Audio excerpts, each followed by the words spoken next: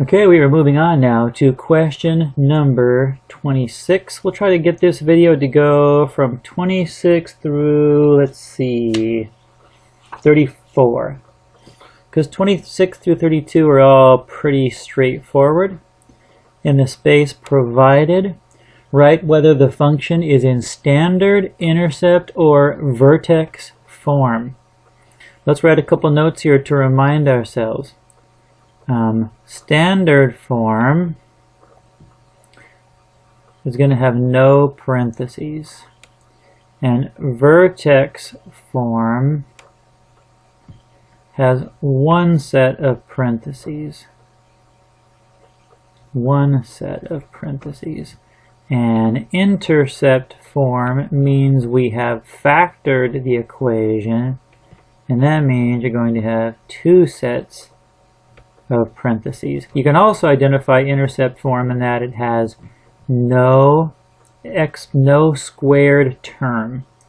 So we can also write there's no squares. Alright, let's take a look at these. 26, y equals -2 times x minus 3 times x plus 9. Clearly two set of parentheses and no squared terms. This is intercept form. Number 27, y equals -9t squared plus 10t minus 5. There are no parentheses. We are at standard form. 28, f of x equals 4x squared minus 8x. Of course, there's no c term here, but no set of parentheses.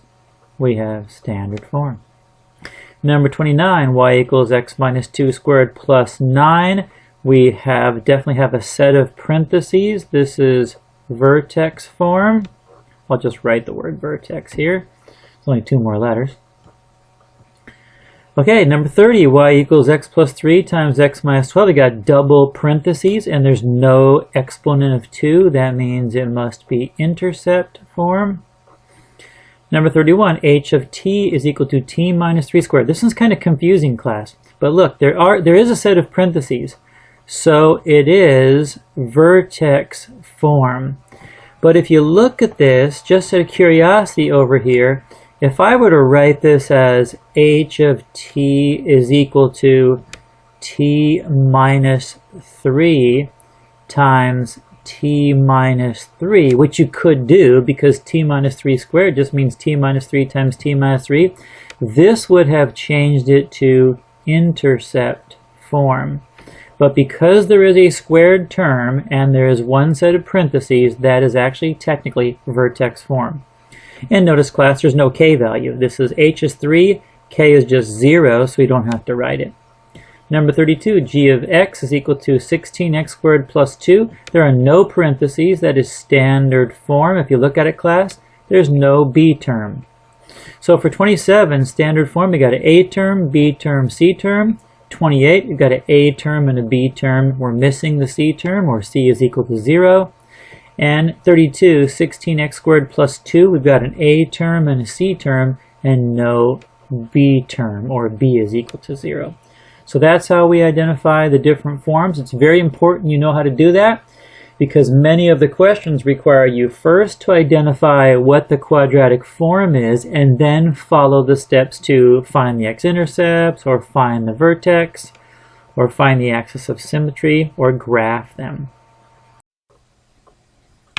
Alright, let's go ahead and go to the next review page where we'll be at question number 33. Question number 33. Fill in the answers below based on the given graph. So we've got to find, first of all, h and k. Well, h and k come from the vertex. So let's identify the vertex. The vertex is at -1, 1, 2, 3, 4. -1, 4. That means our h value is -1. Notice you don't flip the sign in this case, class. You just grab an h from the parabola or from the graph. If you put this into the equation, the vertex form quadratic, then you would flip it to x plus 1. But in this case, h is just -1. Let's go ahead and just identify this. This is h and k. K is equal to 4. The vertex we already figured out is -1 and -4. The axis of symmetry is the line that passes through the vertex. In class, we learned this as a shortcut. The axis of symmetry is just the x value of the vertex. So in this case, the x value is -1. So our axis of symmetry is x equals -1. You could also look at it right here. The axis of symmetry passes through the point x equals -1. The x-intercepts, we got 2 of them. We've got 1, 2, 3. We've got -3, 0. And we've got +1, 0. And then the y-intercept is at 1, 2, 3, 0 on the x-axis, 3 on the y-axis. So 0, that didn't look like a 0. Let's fix that. So 0, 3.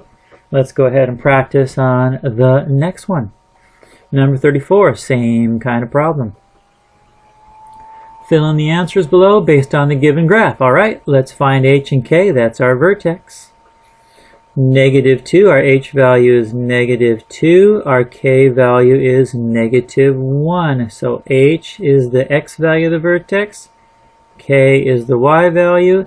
So h is -2. K is -1. The vertex is -2, -1.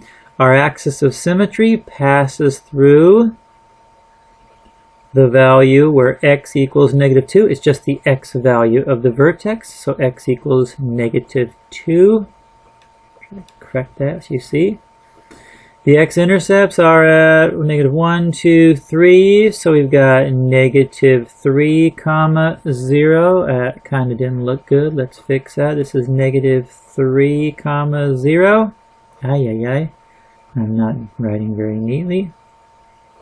And then we've got -1, 0. And the y-intercept, here's our y-axis. We're at 1, 2, 3. So the y-intercept is at 0, 3. 0 on the x-axis. That's what defines it as a y-intercept.